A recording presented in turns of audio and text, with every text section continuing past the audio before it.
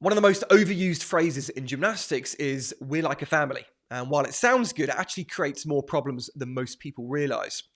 Of course, I understand why people say it. It's about belonging, support, rapport, care, and of course those things matter. But calling your gym a family creates and distorts expectations that don't belong in a professional environment.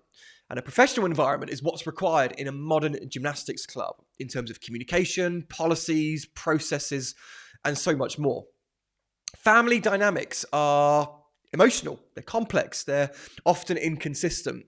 And that doesn't translate well into a structured environment where consistent behavior, standards, and accountability really matter. In families, boundaries are often flexible, but in a gym they shouldn't be. And in families, people get away with things, but in a professional or a performance environment, they can't, or at least they shouldn't. When everything feels like family, you start tolerating things you shouldn't because it's easier to keep the peace than it is to enforce the standard.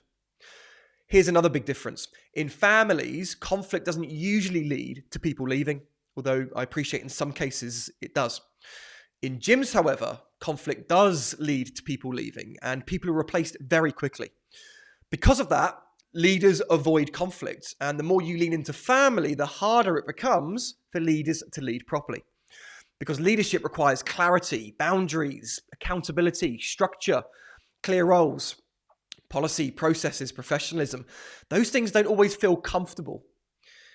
Now, this isn't about removing care. You can care deeply about your members and their families and still hold high standards. In fact, that's what great leadership actually looks like. But instead of trying to build a family, try and build a strong community, one that's built on a foundation of professionalism.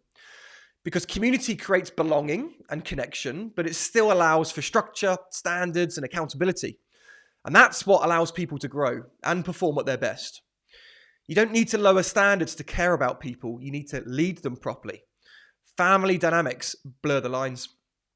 Now, if you found this useful, I share more of this content in my weekly newsletter. There's a link in the description to sign up. See you next time.